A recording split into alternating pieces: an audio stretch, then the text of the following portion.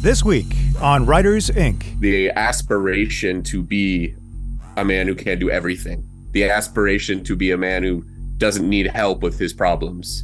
That's an illusion. That's like a fantasy. But that's something that, Handyman Hank in the book offers.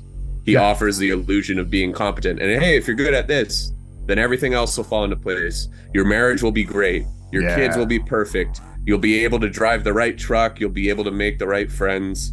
I think there's a desperation to, we used to say keeping up with the Joneses, but now the Joneses is the whole damn world. You're right. It's not just who's down the street. It's whoever you're seeing online. It's what's presented versus what's real. Yeah. And so falling for the fantasy, I think, of, a perfect relationship, perfect house, that was a big part of the story, and that's become more resonant as it's gone on. J.K. Rowling was nearly homeless when she wrote the first Harry Potter book. Stephen King penned Carrie in a small desk wedged between a washer and dryer. James Patterson worked in advertising and famously crafted the Toys R Us theme song long before becoming an author. Join New York Times bestseller J.D. Barker and a panel of industry powerhouses as they pull back the curtain on some of the world's most prolific authors. Where did they start? What is their process? The biggest names in publishing all have origin stories. All have tips and secrets. What does it take to consistently top the bestseller lists and become a household name? Get your notepad out. School's in session. This is Writers, Inc. Hi, this is Christine Daigle. Patrick O'Donnell. Kevin Tomlinson. And I'm JD Barker. Welcome to Writers, Inc.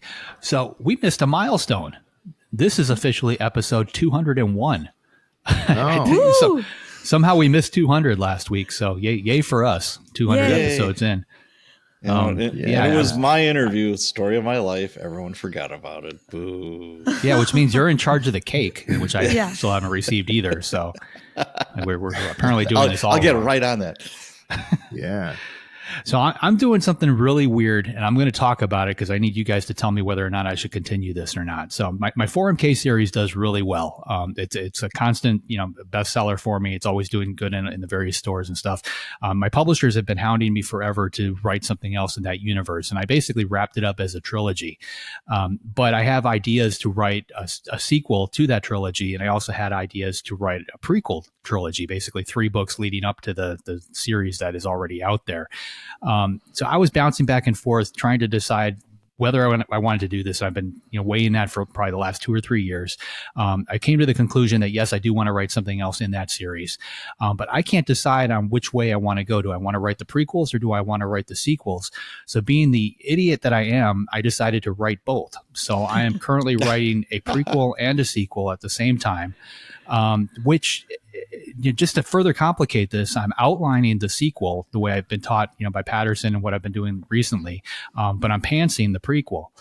So I've got it all mixed up. And the only reason I decided to do this is because the storylines are still very much intertwined. A lot of the story that's taking place in the sequel, I'm pulling from information that basically takes place in the time frame for the prequels, because there's diaries involved and there's look backs and flashbacks and stuff.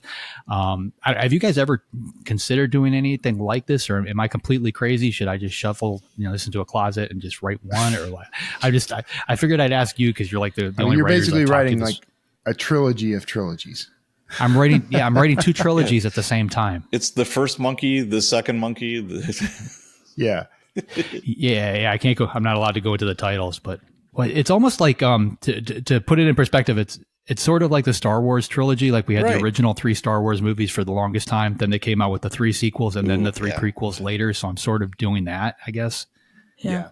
I don't think it's like madness at all but maybe because I do serial fiction. So I'm always in like 3 different places.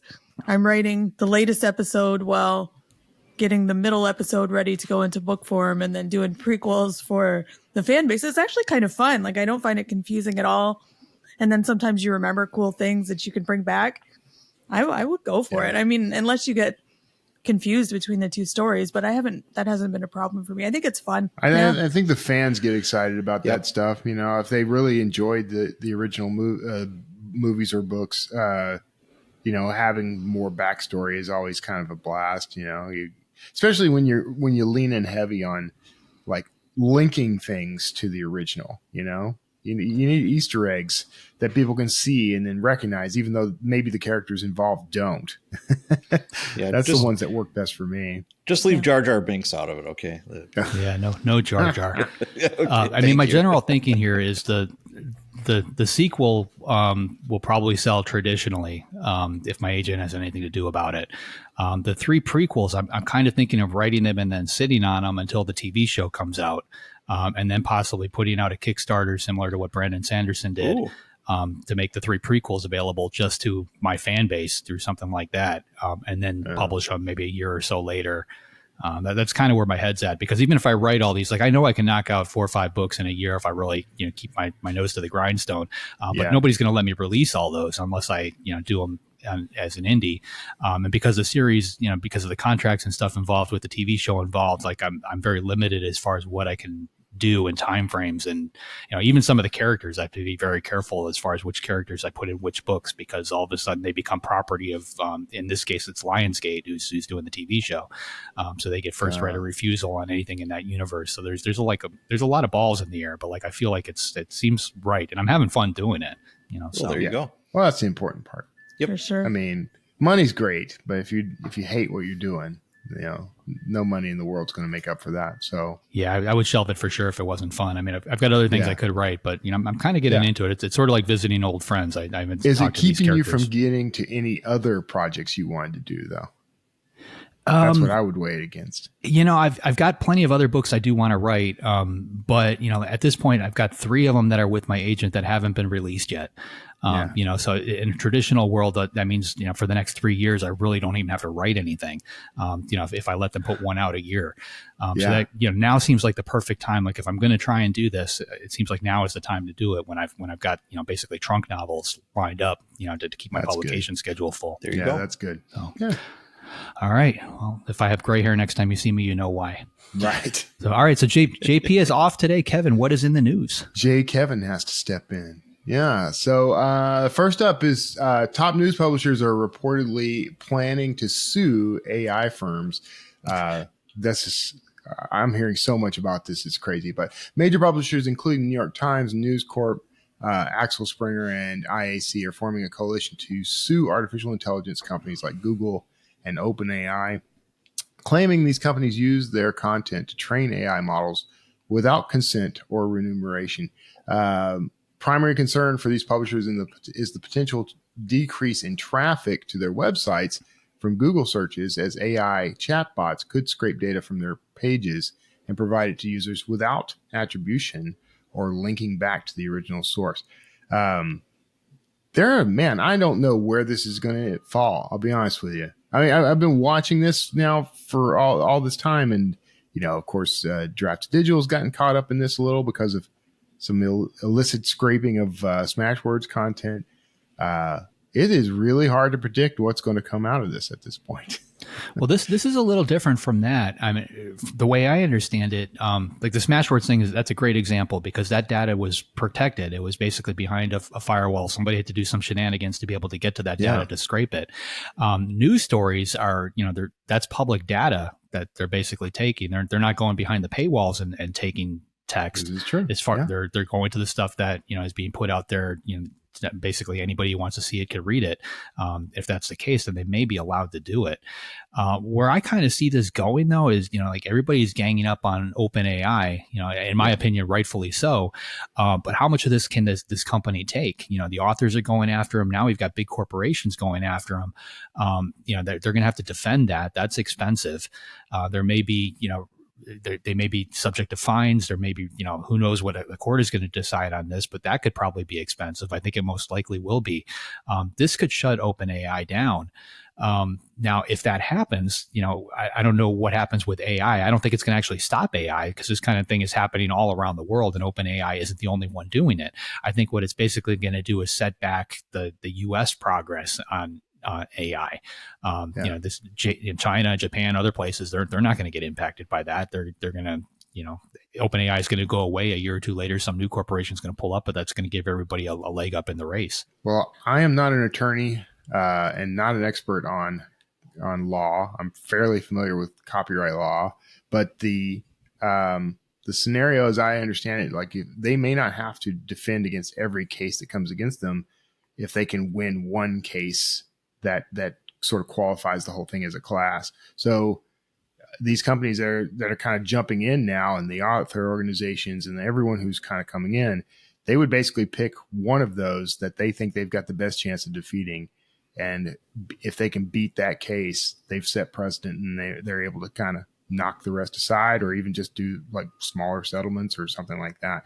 Again, I'm not an attorney. I don't know all the intricacies of how that works, but I've watched enough Suits to know that sort of thing is possible. Yeah. And also not an attorney, but like just looking at it from the other side, especially with the newspapers, like you're saying, it's public domain. So they want companies to pay for reading their material, but then what's under debate is what constitutes learning. So if you're going to follow that down, then anyone who's ever had an insight from a newspaper would be receiving invoices for licensing fees, so it gets messy. And I think everyone here has used newspapers as a source for some of our stuff. Correct, right? Like, wouldn't we fall into that? Exactly. So yeah, I mean, definitely like the laws need to be figured out, but this is going to be precedent setting for sure, whatever that first case is and however they rule on that. All right. What else you got? Next up, we're going to take a detour actually. And this isn't specifically writing related, but the big news really is that Twitter is rebranding itself as X, which is causing a lot of consternation across the Twitterverse, or I guess the Xerverse at this point. A lot of users have complained about this, and it's having an impact in other media as well. Everyone's it's very funny to watch the reactions to this, because if you're sort of in that sort of Elon fanboy base, you're all about X now. But if you're, at all knowledgeable about how marketing works, you're probably cringing. I'm cringing. Like, man, you're just going to throw away that brand that literally, when people say tweet, that's what they refer to. It's not like I'm going to Google something, or I'm going to use some Kleenex or something like that, where the brand, the whole brand has gotten confused. If you say tweet, people know what that means, and they know specifically what platform that means. And so you're going to just throw that away. That's just crazy to me. Yeah, I mean, this is like buying McDonald's and then changing the name to Johnson's or something, right? And making it go away. And if you think back, or if you think of like the copy machines back in the day, like Xerox, like that was a brand, but it became a verb. I think anytime a brand can turn into a verb, that's something you want to hold on to. I don't know what he's thinking here. I mean, I'm a fan of some of the stuff that he's done with the platform. I'm totally opposed to some of the other things that he's done. To me, this seems like a very stupid decision. I've got a feeling a lot of people are questioning it, because if you open up the app, like, there is no branding for X yet. This announcement came out a couple of days ago. I feel like he probably made the announcement before he told anybody at Twitter he was actually going to do this sort of thing. Because if there had been a board meeting, a 15-minute, quick little powwow before they decided to go public with this, I think somebody would have at least come up with a logo, and we'd see that on our phones. They did change the logo on the site, on the desktop version of Twitter. So they replaced the bird with an X on that site. All right. So it's not Patrick Stewart in the wheelchair then, because that's that was my first thought. Amazing. That would be really cool, actually. Yeah. I just don't see, because they're getting so much pushback already just because of what he's doing and people defecting from Twitter. Like, this just seems like a final FU, and it's going to just shove everybody out the door. It's going to give everybody reason to leave and head over to Threads or whatever is out there. Like, I think he's leaning in very heavily on, he is actually, I don't just think this, I know this. He's said this. He's making Twitter the everything app. That's what he's trying to do. And he's focusing a lot on some of the financial stuff that he's built, that was under the X brand, that never really gained traction.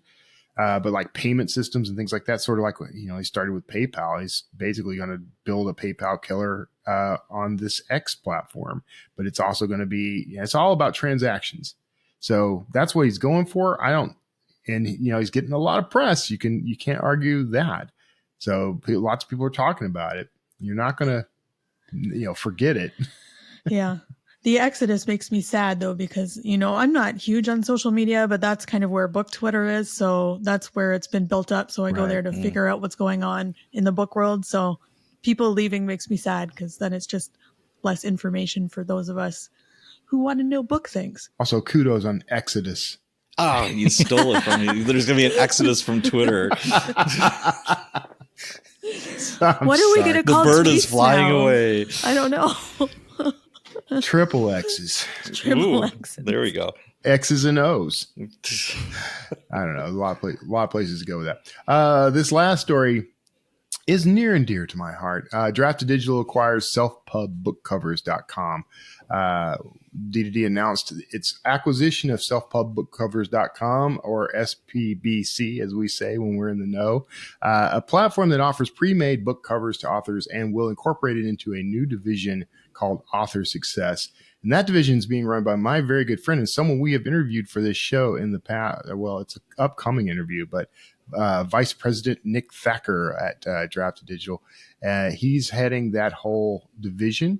And there are other things that are being folded into that we cannot yet reveal, but we're doing a lot of things about that. We're going to be doing a major refresh of the site and making it a little more in line with the DDD brand and what we offer to authors. It's just one more way DDD's building stuff for authors. That's really all it comes down to. I slipped into DDD marketer there for a second, but this is a news story. But I'm excited about it. I mean, I think this is something that the industry really needed. I've heard you do so many D2D commercials. I feel like we need that music bed. You know, like it needs your dialogue there. If I ask you anything that you're not allowed to talk about, just raise your hand or something. You got it. So to me, it feels like D2D is just really doubling down on author services and just kind of trying to become an all-in-one platform for authors. So we don't have to go out to Readsy and these other sites to try and find people for this or for that. Well, I mean, Readsy is an FOB, a friend of business. There's some of the things we do that overlap, but we're not out to, they're not competition in any way. But the idea is actually to be a one-stop shop for everything an author needs to go ahead and publish. You did the hard stuff. You did the writing the book. Every author says, I just want to write. We're trying to make that easier for you. And so we've been acquiring, if you haven't noticed, we've acquired a couple of different companies in the past couple of years.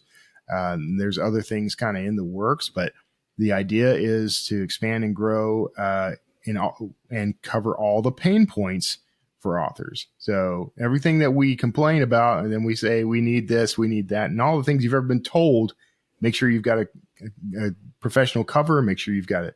Your marketing, make sure you've got an email list, that sort of thing. We're trying to help authors build all of that. So. Yeah, it's good. I mean, like I just went through a cover design. I used 99 Designs. I'm real fond of that company. But I always run into this chicken and egg thing, like we design the image that we want, but then in order to create the dust jacket for the hardcover and the paperback, they need to know what my page count is. I don't have a page count yet because I haven't had anybody format the book. So like in my case, I cheated. I went over to Drafted Digital. I uploaded the book. I used your little tool and it told me it's 402 pages for this and 460 pages for this. And I used that as the guide to go back. But, I had to jump around between all these different services, these different companies, just to try and get to that bottom line number. So if it's all under one roof, it, just feels like a real time saver. And I'm all for saving time. This episode is brought to you by AutoCrit. One of the most value-packed memberships for any author, AutoCrit brings you an amazing suite of tools that make it a breeze to plan, write, and edit your books all in one place. AutoCrit takes you far above standard grammar checking or cookie cutter guidance. Instead, it's like having an experienced editor in your genre watching over your shoulder to help you deliver great writing that keeps your audience trapped in the story. You can even compare your writing style to more than 100 best-selling authors right down to the word level, so you can see what the best in the business do to keep their storytelling clean, clear, and crisp. Listeners of the Writers Inc. podcast can now take advantage of lifetime membership for one single fee. That's right, no renewal fees. Hi, this is JD Barker. I've used AutoCrit for years, and not only has it improved my writing, but it's been a crucial tool with aspiring authors that I've mentored. Whether you're a seasoned pro or just beginning, it'll help you find your weak spots and weed them out. Give it a shot with your latest project. Trust me, your editor will thank you. Head to autocrit.com/JD to get your lifetime membership. Big thanks to AutoCrit for sponsoring the show. So JD, who's up this week? This week, we've got Nick Cutter and Andrew Sullivan. They're here to talk about their latest thriller. It's called The Handyman Method. I'm a big fan of Nick Cutter. I have been since I read The Troop, so I'm really looking forward to this one. So here they are, Nick Cutter and Andrew Sullivan. We have two folks on the line, so I want to make sure that the listeners are able to distinguish your voices. So one of you has to talk in falsetto and the other one in baritone the entire time. I'll let you decide which is which. But we're talking with Nick Cutter and Andrew F. Sullivan, authors of The Handyman Method, a story of terror. So I'm looking forward to the terror part of this. Reading over the description, I'm intrigued by this mysterious online DIY instructor. In this age of YouTube DIY and that sort of thing, I'm kind of curious to hear how you guys folded this in. So I don't know which of you would like to speak first, but be my guest. I just want to let's start with give me some background on the book. What's the book actually about? Andrew, you want to handle that? Sure. Yeah, I'll kick that off. So The Handyman Method is a story basically about a man confronting what he thinks is a brand new house that immediately begins to betray him. So he's moves into this place with his family, and already there's cracks in the walls and things going wrong. And he decides, you know what, he's going to fix this himself, but he needs help. But he can't show any weakness, so he ends up going to the internet to find that help and meeting a very friendly guy named Handyman Hank, who has a YouTube channel that just happens to be called The Handyman Method. And Handyman Hank is a very gregarious fellow. He's a very friendly man, but he's also very intense and very serious about DIY home repairs. And so our protagonist, Trent, kind of gets dragged deeper and deeper into the world of Handyman Hank and his beliefs. And then at the same time, his son is also kind of watching videos and finding other things online. And they're both, while living in this house, sort of undergoing this algorithmic possession almost. That's kind of where it starts. And meanwhile, Trent's wife, Rita, is sort of just observing all of this happening and overwhelmed by, all the changes happening around her in the two people she loves most. So there's quite a lot going on there to start, but we really just wanted to run with the idea of, how quickly you can end up going down a rabbit hole online and how quickly, that can affect your real life and really have these big reverberations through your day-to-day existence. That's kind of where we ended up with it, I think. This hits home for me in that ironic and literal sense, but it hits home for me because we just built a house north of Austin. I'm kind of dealing with some of that same stuff. So this is something that I think it resonates.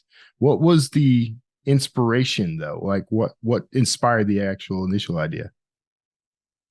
I think I'm going to let Nick run with his first seed. Run with it, Nick. Maybe plant. By the way, he went baritone, so you got to do falsetto. So. Yeah, well, yeah. I compared to Sully, I do have a higher voice, so I'm sure we'll. All right, it all works on the octave naturally. Yeah, I mean, me and Andrew have known each other for quite some time, and it had always been an idea that we would write a story together. That had been the initial notion, like, let's get together, write like a 5,000 word story. And Andrew had this awesome idea, which he's already outlined about, this YouTube handyman. And that, as you were saying, Kevin, it resonates with me too, because every time I go to Home Depot, I am competent to the degree that I know where the hefty sacks are and I know where the gloves are. But I don't know what this tool does. And I don't know what this S-clamp is needed for. And yet there's tons of people in that sort of store who know exactly what they're doing. And it's a weird kind of emasculation that you can feel of just not being sort of up to the task of, taking care of your own shit, essentially. So that was, the idea that this guy would kind of unravel. And Andrew had some really interesting touchstones. One of them being, what was it? Unedited footage of a bear, which is a great kind of YouTube sort of Adult Swim video, right? Which I think that was kind of the aesthetic and the tenor that the early story was looking for. So we wrote it. I mean, it reminds me, Andrew, that was like pre-pandemic. We met at a bar where neither of us were wearing face masks, and there were no face masks, in evidence really at that point. So we developed it over time, and I won't sort of belabor the long and short of it is, but it kept getting longer. Different reasons, different people having their contributions and pushing it in certain directions. And then eventually my editor read it, and probably it was about 30,000. No, it wasn't even. It was maybe 20,000 words at that point. And he said, "We like it, but you're going to have to make it longer." So what had started as a 5,000 word story ended up mutating and transforming over the course of, say, 3 years into whatever, a 70,000 word novel. But it did have the legs to handle it, not only for the stuff that Andrew was talking about with the sort of the insidiousness of YouTube in our lives, but also some of the more sociological aspects of marriages as they present themselves nowadays, generationally being different than they were, say, in my mom and dad's age. Yeah. I feel like I would be uniquely susceptible to the Handyman, just because, I'm that guy who goes straight to YouTube for everything. Like that's my entire education at this point. So how much did the all the things that were happening during the pandemic actually influence this? Because there was a huge DIY movement starting somewhere around mid 2020. Did that influence this? Not especially, because I think we already, I think it just made it more coherent to other people. I think we were already telling the story, and then it just became very clear to a lot of people that this was going on or that this is available. And I mean, we've also used them too for different things. I've definitely done a few fixes in my house through the grace, there for the grace of YouTube go I. But I think it maybe raised the awareness of a larger audience, but we had already kind of had a first draft of the short story, again, pre-pandemic, meeting in bars, just kind of casually talking stuff over. Mm-hmm. And then, because I mean, honestly, Craig and I think when we talked about it, it was like, yeah, we'll write this and we'll give it to a magazine, and then we'll take our wives out for dinner, and then we're done and we can go our separate ways. Yeah. Never to see each other again, ever. And it got out of hand, as these things do. But I think for us, it just meant that there's a larger audience out there who understands it and who sees sort of that affect. So I think that part's been big, and especially as the book's been kind of spreading and getting out there early, those kind of arcs are flying around and things. Yeah, we are hearing that from people, and we are seeing it resonate with people who I thought initially would just be like, oh no, this is just a hateful man. Yeah. But I think really people are digging into how that affect is happening. And like Craig said too, the the idea of, our place in relationships and our place sort of in a larger social look, the aspiration to be a man who can do everything, the aspiration to be a man who doesn't need help with his problems. That's an illusion. That's like a fantasy. But that's something that, Handyman Hank in the book offers. He offers the illusion of being competent. And hey, if you're good at this, then everything else will fall into place. Your marriage will be great. Your kids will be perfect. You'll be able to drive the right truck. You'll be able to make the right friends.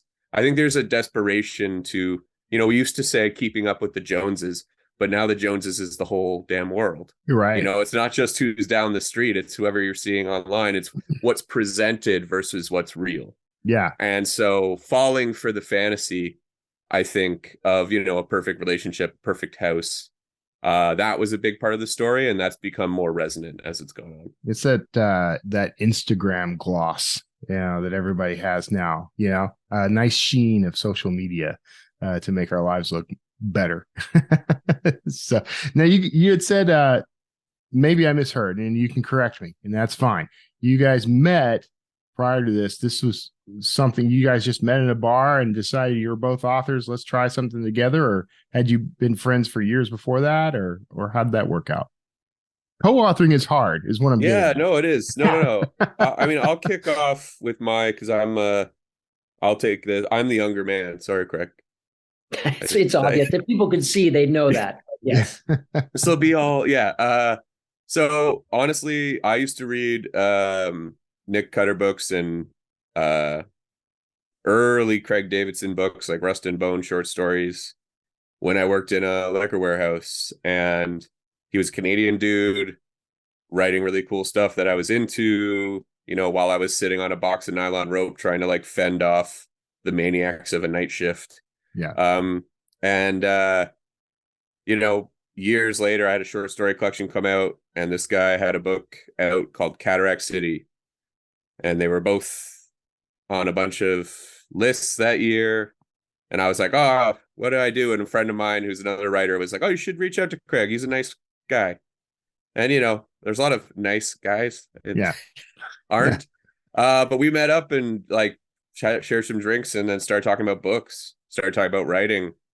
And I think we had similar attitudes toward writing. And we realized maybe we had some similar friends out there. And, just sort of built a friendship out of being people who read and who share their stuff that they love, but also who take it seriously and who, grind out the pages and take the time. But, a lot of the time when we would hang out, I mean, writing doesn't even come up. It's kind of secondary. I mean, these days, unfortunately, but a lot of the time, we're just trying to play, beanbag toss with Craig's dad or getting our asses kicked. Nice. Yeah, so that's kind of where it started. And honestly, like we've been friends for like 7 or 8 years before it even came up that we would collaborate. Like, I think that's good. You build up those roots. But I mean, collaborating is hard too. I've tried with other people. It doesn't always work out, Yeah. You gotta have to have a similar work ethic and a similar tone. And I don't know, Craig, I'll hand it over. Yeah, I totally agree with Andrew. And I've collaborated with some people as well. Always like, I think the main thing is I've always collaborated with friends, I mean, there are some other things I suppose that you would get slapped together with somebody else, for a film producer or something was trying to make a script or something. But I think with books, mainly it's like you fall into a friendship or, in our case, definitely a friendship. And then you sort of springboard from that. I mean, the concern is that like I had one experience where we're still friends, but it is an intense thing, right? Like it is an intense kind of collaborative thing. And like, I think me and Andrew knew we had, horror as a sort of a base template of something that we both were super interested in and fancied. But like, obviously within horror, as you know, Kevin, as anyone who follows horror knows, there are all sorts of like gradations and aesthetic kind of variations. And I'm definitely a guy who grew up from the 80s, and kind of like the spinning rack horror, not just Stephen King, clearly very much Stephen King, but, and not just Clive Barker but like John Saul, and even further down, like authors whose names escape me at this point, but you were like, you would go to the drugstore and you'd spin through those. Right. You just pick whatever lurid cover appealed to you. And so that is sort of in some ways you don't even know until you collaborate with someone just how hidebound or how like deeply sort of rooted to certain instinctual ideas about how you would, write a story or what you would include or what you would leave out. And so Andrew, I wouldn't speak about his horror aesthetic, but I would say it's a bit more refined than mine. As it states. So that brings up a good point, though. So, when you come at something like this with two different styles, I'm sure you each have your own voice. Like, what are some of the ways that you were able to work together and create that unique combined voice? Yeah. I mean, part of it is like, Craig is very much like the dean of old horror. Like he was saying, he has read everything and he's read it all twice. Yeah. And even to this day too, I still remember we were going to like a more literary event in Toronto, and I think you had like Swan Song jammed in your pocket. like an 800-page paperback just like jammed in the jean pocket, like. And I love that. I was like, oh man. And we were going to go see this Irish writer who we both love, like do an event, Kevin Barry, really funny, really smart guy who also reads everything, like is not a snob at all, but just that he's bringing this huge huge volume of paperback with him. on the subway. I mean, that's the aesthetic there. Like, I think for us, it started out where, I do 500 words, he'd do 500 words, and you find a place between. We already were similar enough, I think, in our approach sometimes to story, like that the characters do matter and that their relationships are kind of the focus a lot of the time. And then building out from there, I mean, I was just learning a lot and seeing a lot and like developing through each draft. It was a learning experience, but in a really generative way. Like, oh man, so that means we can do these other cool things. Like, oh yeah, we can. Everything's on the table. And being, able to have deep, long conversations about writing, sometimes over email, where, Craig can write a very long email, which is good. And sometimes over the phone or sometimes even in person, just kind of hashing stuff out. But getting those insights and kind of learning, what works best for both of us. But it did feel natural. Like it did feel like we found a voice for it. And I think part of that was creating something like Handyman Hank, where it's a character who can be all these things, and we could kind of channel a lot of the weird energies of the book into him, and then have other people reacting to that and sort of building this character together where it was something we both owned. So that kind of gave us, I think, a structure to build the story around. And then, Craig's coming at it with experiences I don't have. He's a father. He has children. He has lived a life longer than me just by the very nature of math. And that's something that, gave me new perspective. And then I also, from my world and being online or being maybe from a slightly different generation, holding back, like not explaining certain details or letting like the reader fill in. I think that was a space for us to get weirder and freakier. Yeah. Though honestly, like Craig's already taken people there. I mean, that's the Nick Cutter experience is still very present. You are going to be uncomfortable. You are going to put the book down potentially and take a little walk outside and take a big breath and then jump back in. Yeah. And if anything, I was kind of, maybe goading him a little bit to, man, like let's get weird. Like so that's that energy too, is you're trying to like one up each other a bit. And then luckily we have Ed there as an editor being like, oh, okay, guys, well, we still gotta publish this thing. Come back to us. Gather us a bit back to, for sure. So, yeah. No, that's perfect. Yeah, go ahead. Sorry, Kevin. Yeah. No, it's your interview. Let's hear from you. Well, no, I just everything Andrew said is correct, and I think another thing that we were simpatico on was, sort of like I'm not so much a writer that is looking for sociological sort of like, oh, what's the pulse of the zeitgeist or what is going on out in society that you can sort of turn horrific. I think it's a tough thing to do. When you see it done well, it's amazing. You know what I mean? But I think that's something that sort of is it's something that maybe adds itself to a project as you work on it, rather than maybe something that is there from right at the inceptive phase. But I think one thing that we realized, and maybe the pandemic made this even more obvious, is because spouses have had to spend way more time with each other. Than it's not like I ever got up onto the me and my wife got up onto the marital stage and said, we're going to spend the next 3 years of our lives in complete,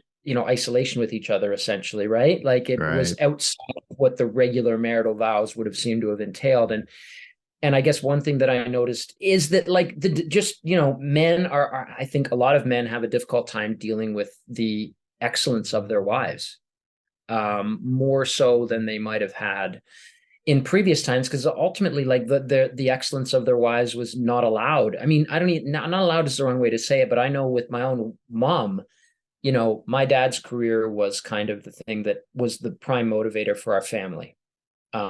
If he got a promotion and we had to move, it wasn't even a conversation that I was ever privy to or even heard them over discussing. It was just like, we're leaving. When my mom was like a super intelligent, super driven, creative person in her own profession, but it was just understood here in the, in the 80s that like, no, I mean, we're all going to get into a moving truck and we're going to start our lives elsewhere because it's dad who, dad motivates that, dad pushes that consequence. And, I felt like with, sorry, my phone's going off. Anyways, I feel like the way that it works nowadays is that like I'm home. I'm a stay-at-home dad, and because I work from home and my wife goes out. And the idea, if our kid gets sick, I'm the one who's home taking care of the kid, and that's not a discussion. But every so often, like that really weirdly gets on my nerves, but it's only because I'm comparing myself to the way that my dad lived, right? But that was unfair to my mom, right? So I think that was another thing that we were really working on hard with this novel that sort of added itself over time to the novel of that women are exceptional and want to live their lives, and men are having a difficult time of this generation accepting their wives' excellence sometimes. I mean, I think, pardon me, I think that's really very interesting because there is something happening right now. I mean, it's hard to deny that there's a kind of clash of values, old school versus new school values, I guess. And I think men actually do have a hard time kind of figuring out what their role should be sometimes. And there is, what I like about the concept you have here is this idea that this man is not willing to admit flaws or weaknesses and has to find a way to sort of cheat a little and come across as knowing what he's doing or whatever. I think that's an interesting exploration. How much thought really? I mean, you sort of answered this really, but how much thought did you put into that idea, that exploration? Like, how overt is that thought? I think, like, honestly, like I don't know, I think the way I work, and I think the way Craig works too a little bit, is you sit down, you start working on a story, and at first you're just having fun. You're just trying to see, like, does this have legs? Can it go the distance? And do I care enough about this story to even write it? And then kind of when you're coming back, we have this like little 5,000 word nugget. And it's sort of about, this like male impulse towards like self-destruction, towards like trying to achieve perfection. If you can't do that, then do nothing, which is horrible. But then realizing, like, to tell that story, there does need to be more there. You need to build up the relationships. You need to realize that these people don't exist as isolated, even when they think they're isolated. Their lives have, echoes and reverberations that affect other people.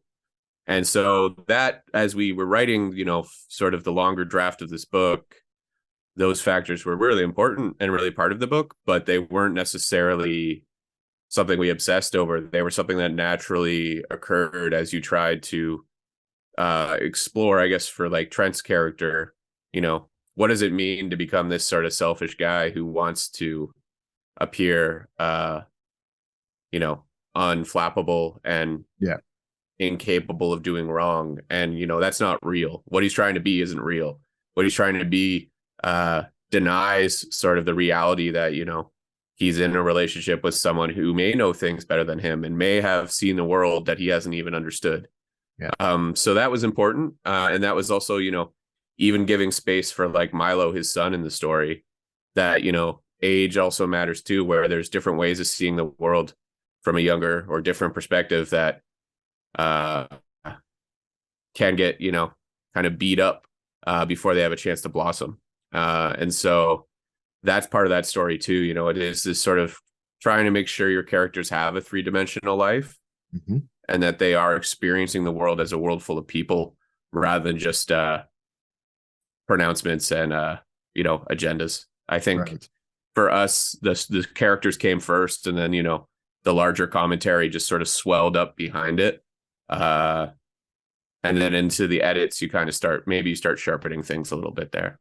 Yeah. Well, we're gonna have to wrap up pretty soon, but one thing I am curious about, and I'd love for both of you to kind of weigh in on this, is what advice would you offer to people, authors out there who are wanting to collaborate? Like what are the ways to work smoothly together that you guys maybe have experienced? Drink a lot together. I'm on board. I can work with a lot of writers then.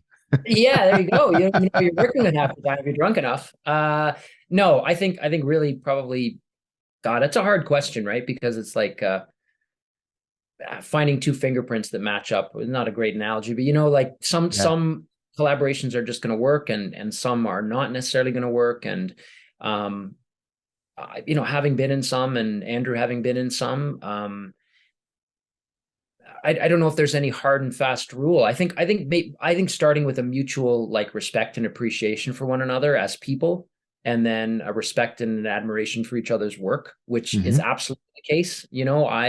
Before meeting up with Andrew that first time, I had read his short story collection. My wife had as well. And, we both loved it, so it's like sort of you're meeting already on the ground with somebody who you like their work, you really admire their work. And there's lots of people who I like and admire, and I admire their work. I wouldn't suggest, because it was me actually who suggested to Andrew doing the story together. And I just wouldn't do that, so it's a very small list of people who I would think, A, I really like their work, B, I really like them.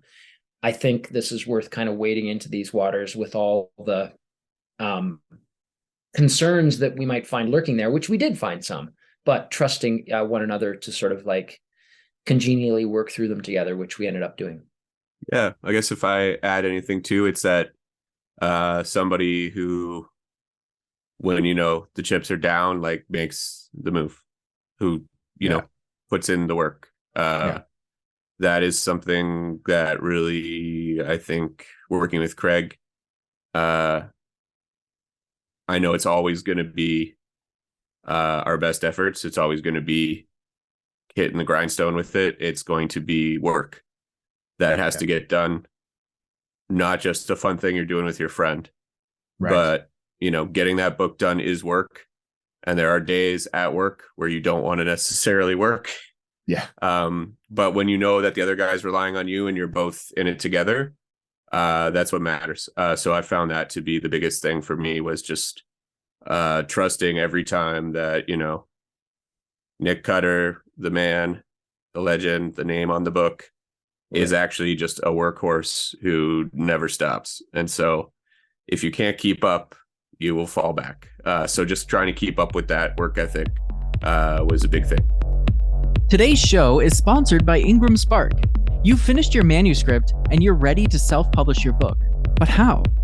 Whether you want to publish a hardcover, paperback, ebook, or all three, you can print your book and sell it locally and globally to physical stores, online retailers, and libraries. Ingram Spark can help you publish your book and reach a world of readers. Simply create an Ingram Spark account and enjoy incredible features, including a free book building tool, publishing guides, custom trim sizes, and access to one of the largest global book distribution networks. Your books are delivered to retailers, direct to customers, or your front door as they're ordered. Visit ingramspark.com and start publishing today. All right, so I don't know who. I know of at least one of you. I know two of us that do have worked with co-authors. And I'm going to ask stuff about co-authoring.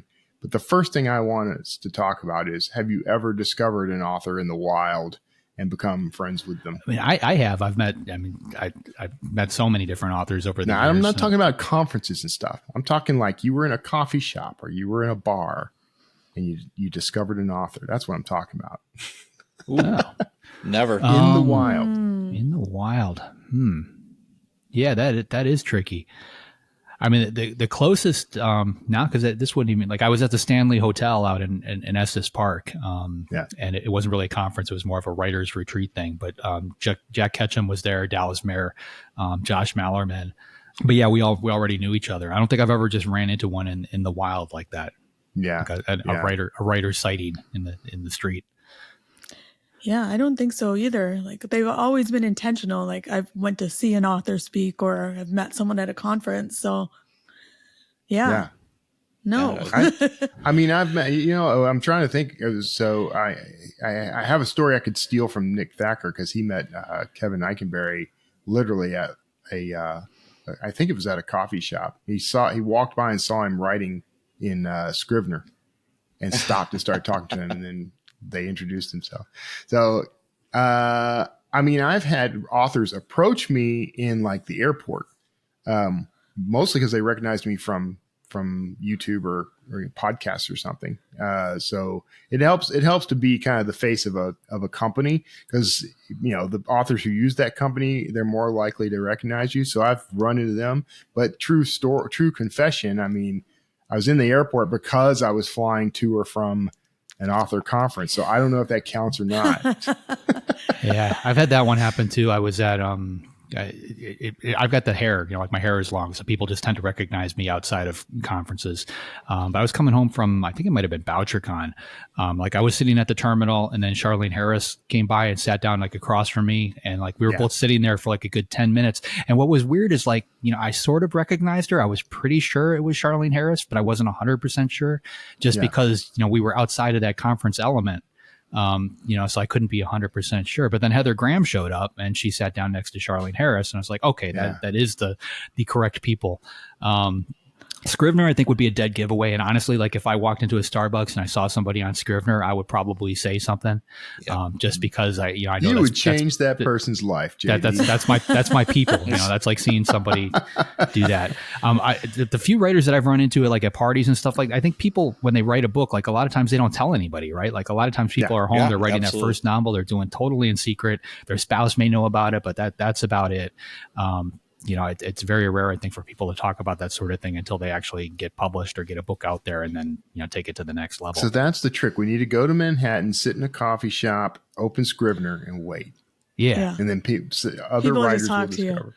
And how nosy do us writers have to be to like notice Scrivener on somebody else's laptop and walk up and start? Man. That's the part that makes me cringe a little. It's like, hey, I want to admit to you that I was looking over your shoulder at your work. Yeah, this is why I can't write on an airplane, because I know somebody is looking at whatever it is I'm, writing about serial killers on an airplane. That's not going to go. Worse is, I'm writing about airplane crashes on an airplane. I'm going to get exported. Boy. So I was one of the things that kind of came up because the theme of their book was this YouTube channel and this YouTube personality. And I'm a student of YouTube University. How much do you guys rely on YouTube for what you do? Well, this hit home for me, like, cause we, I listened to the episode right before we recorded this. And right before I listened to the episode, I was upstairs grouting my daughter's bathroom. Regrouting it because the guy we hired originally a couple of years ago didn't do it right. So right before I did that, I jumped on YouTube and said, I think my question was, how do you remove, grout film from tile? Because I put the grout on there yesterday, it's had a chance to harden up. Now I got to get it off the tile. And if anybody's ever gone through that process, it's a pain in the ass, but you need to do it before you can seal. So I was doing all that stuff. Like I will always jump on YouTube to try and figure out how to do something before I actually do it, which is way better than me just kind of going into one of these projects, completely blind. Yeah. I use YouTube for all home repair stuff. I know Nick was talking about you're the man in Home Depot and you don't want to be emasculated, but I'm the same way. I don't want to look like an idiot in Home Depot either. I'll just be like, where's the lumber? I need some hardwood. I'm 50% more masculine as soon as I get to Home Depot. I don't know if you saw that scene in Parks and Rec where Ron Swanson goes into Home Depot and the guy or it's Lowe's or something, and the guy stops and asks if he needs help, and he says, I literally know more than you. It is exactly. But the last time I was moving, I had a home inspection. I think it was on a Friday, and the people that were buying were coming to see it on the Sunday. And the electrical wiring in the ceiling in my basement hadn't passed because whoever had lived it there before us had done it themselves. So I needed to rewire it on a Saturday and try to get an electrician. So I watched YouTube and figured out how to do it. And then it passed on Sunday. And I was telling one of my family members who's a master electrician, I was like, I just got the twisty cap things and the box thing. And he's like, the twisty cap thing and the box thing? I was like, I did it all myself. Official term. From YouTube. It's awesome. Yeah. I think I horrified him, but it was up to code, so that's all that matters. That is your sort of point criticism on it was that the other person did it themselves and it failed, so you had to do it yourself. Yes, exactly. No, YouTube answers but almost YouTube is like. Yeah, it answers almost all my questions. I bought a new car on Monday. Well, it's a couple of years old. And my wife was going nuts because I was constantly on YouTube trying to figure out, okay, what model, what does this do? I'm looking at all these YouTube reviews. So I'm doing that before I'm buying something now. And it's like you have these YouTubers out there that just do reviews, like say on cars or, motorcycles or whatever the case may be. And it's invaluable. Most of that stuff is spot on. Yeah. It's good when you're watching things like electrical wiring in cars, but YouTube is, designed to keep you there. So every time you see a video on something, they'll show you a more and more extreme one. So it's also very good at radicalizing people if you're not watching the greatest of stuff. This is true. I mean? One thing you got to be careful of is that YouTube is like a Dunning-Kruger accelerator, because there was a story actually a friend of mine sent it to me today in BBC America about a Colorado family, actually. But, this woman, her sister, and her son were distressed over the way the world was going. And so they decided they would go live off grid in Colorado. And they did a bunch of YouTube videos, watched a bunch of YouTube videos about being survivalists. And that's pretty much their preparation. So they were found, they had died of exposure at I think it was like 9,000 feet. Not good. So, that's, you can give yourself a false sense of expertise, for sure. And that's dangerous when you do things like wiring, with twisty things and box things. My wife and I, we flipped over 50 houses where 59 is like, I think where we're actually at. And like the two things we will never touch on our own are plumbing and electrical. Yeah. Yeah. Well, I'm not stupid. I shut off the main and I had a tester to touch the wires to make sure nothing was live. Yeah. So, I have an engineering background and I messed with electricity quite a bit in my life. And so I'm comfortable working with electricity and that sort of thing. But what I won't work with is plumbing or gas. I won't touch either of those things because just the smallest mistake, and the same could be true for electricity. It's all pretty much the same, really. It's all about something flowing from one place to another. So it's just, I don't like messing with water and gas. I brought this up earlier, but, some of us here have done co-authoring, gotten writing partners. How do you choose a writing partner? And when you do, how do you determine how the style and voice is going to go? Most of mine have come to me. I haven't really gone out there and sought one out until now. I'm doing the co-author projects, and that's a little bit different. I basically have people that have either reached out to me in the past or mentoring students and things like that. But I'm still I'm putting them through a little bit a trial phase. Like I'm making them come up with the title, the idea for the book. Then I'm helping them create the blurb for that book. Then I'm helping them create the outline for that book. And then ultimately the writing process. So I'm walking them through the whole thing. I think I've got 8 of them right now that are getting close to the finish line. To get to that 8, I probably talked to maybe 20 or 30 different ones, and just kind of weeded it out, because certain people clashed, the writing style didn't work. Our working habits didn't work together, things like that. So I kind of weeded certain people out. But I mean, the other stuff that I've done personally, it was work for hire, or, it was a job situation. So I came in feeling more like an employee really than a co-author. Even with the Stoker family working on Dracul, I mean, that was an existing project that they wanted me to work on. If I would have said no, they would have gone out and found somebody else to fill that void. It's a little bit different than 2 writers just getting together and saying, hey, let's write about this and going with it. Yeah. I can't tell you how tempted I've been to reach out to Sue Grafton's estate and beg to write the Z book. Should do it. That's well, she flat out said before she died she didn't want anybody to write that book. I know. Her family has said, I think the book was, if I remember correctly, there's an outline for it or an idea for it. Who knows? I know initially the family was against it. I've heard rumblings lately that that may not be the case anymore. That's one of those scenarios where there's a lot of money out there. Obviously a lot of authors, families, estates, trusts, they've gone that route, with, Tom Clancy, like James Patterson, I'm sure at some point will probably do it too. It's just, there's a lot of money to be left on the table if they don't. Yeah. For me, it was a guest on my podcast. Podcasts are a lot of fun and you meet a lot of interesting people, but it's kind of like a conference where the magic really happens after you stop recording. It's kind of like going to a cocktail hour. It's like, okay, we're done with the formalities. Let's just shoot the shit for a little bit.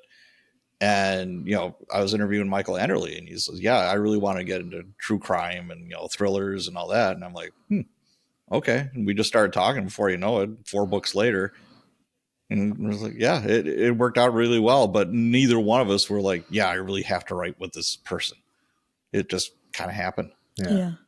Yeah, mine just kind of happened too. It was someone that was in my in-person real life writers group, and I was just kind of spitballing an idea I had for a sci-fi series, and we just kind of spitball back and forth. And it's like, let's just write it together.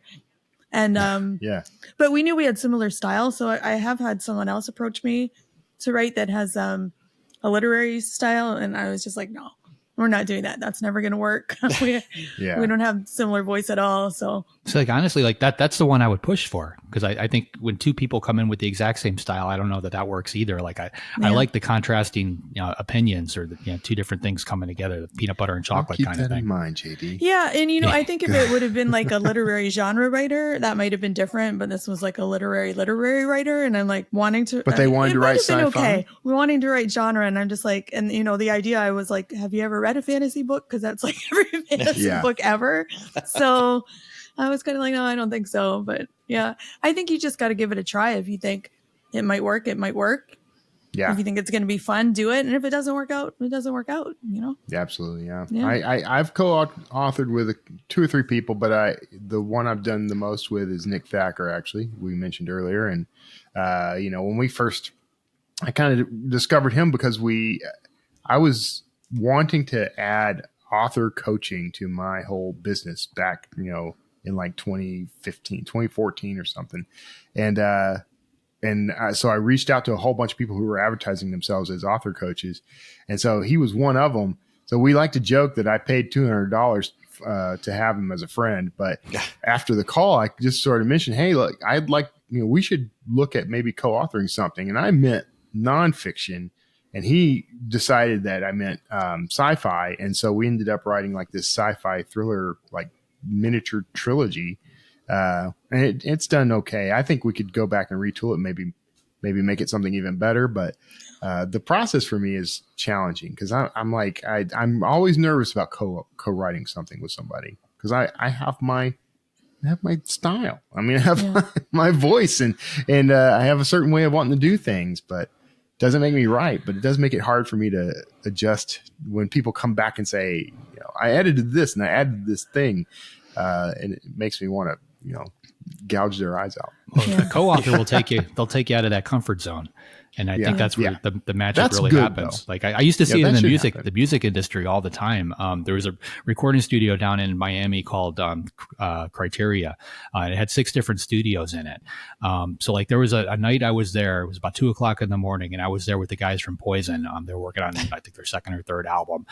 We went into the break room, and Julio Iglesias is sitting in the break room.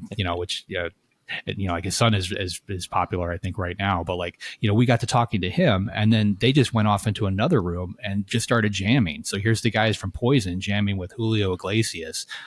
Gloria Estefan's husband was there, and he jumped in. So like you see some really cool stuff come out of things like that. And the written word is really no different. If you mash up 2 very different styles, you can come up with something very unique. I think if both authors are too similar, then you're basically writing a book you could have written on your own. It might get done a little bit faster, it might not. With 2 people involved, it's hard to say. But I think just getting out of that comfort zone is a really good reason for trying it. JD, correct me if I'm wrong, but when you're writing with Patterson, I think this is from an earlier episode of this podcast, don't you kind of try to write each other into corners? You'll write a chapter and it's like, try and get yourself out of this one. No, we did that with Coast to Coast Murders. So that was the only book he ever wrote without an outline. So we went back and forth chapter by chapter and tried to paint each other into corners. That sounds like but a lot everything of fun, we've done actually. since then, we've done with an outline. Oh, okay. Yeah, it was a lot of fun. But we ended up with a lot of words on the cutting room floor at the end of the book, just because of that process. And if you pants a novel, you always do if you do it right. I mean, you pants a novel, you get to the end, there's stuff you've got to go back and fix and tweak and take out and add and things like that to get it all consistent. But since then, everything we've done has been done through outlines and we basically have a framework before we jump in there. Yeah, and Kevin, correct me if I'm wrong about this, but it sounded like that was Nick and Andrew's process was just writing 500 words back and forth and trying to one-up each other until their editor was like, whoa, we can't publish that. We need to rein this in. Yeah, that's what they were saying. And I actually had mad respect for that. I think that's kind of a really cool process, but I can definitely see how that would become a mess. I've done that before with somebody. We sort of wrote chapter by chapter, like I'll write this chapter and then he would get it and write the next chapter, and you end up with this disjointed mess. And since neither of us knew where we were really going with it, we would lay groundwork for things that were supposed to happen later, but the other one didn't pick it up or ignored it or whatever, and so you end up in a whole weird place. And I think that book is still sitting there waiting to be finished 30 years later, so it wasn't a great result. Awesome. So with that, JD, who's up next week? Next week, we've got Mark Cameron. He's a retired chief deputy U.S. Marshal turned author. He not only writes his own thrillers, but he's taken up the Jack Ryan series for Tom Clancy. So that's going to be exciting. I'm looking forward to that one. Yeah, sounds great. If you'd like to be notified as soon as new episodes publish, make sure you go to writersincpodcast.com and sign up now. We'll see you next episode and have a great week of writing. Thanks for listening to this episode of Writers Inc. Access the show notes and leave a comment at writersincpodcast.com.